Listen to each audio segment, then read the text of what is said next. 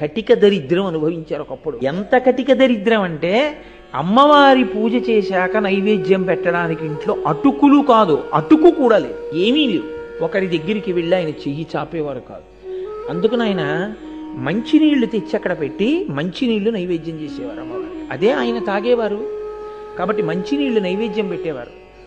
కటిక దరిద్రంతో బాధపడుతూ పక్క ఇంటి వారికి కూడా చెప్పకుండా, ఇల్లాలు కూడా అటువంటి తల్లి.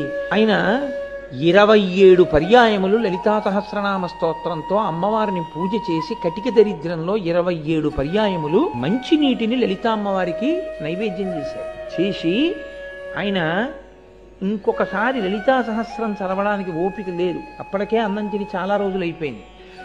లలితా సహస్రం చదవబోయి మాగన్ను పడిపోయింది.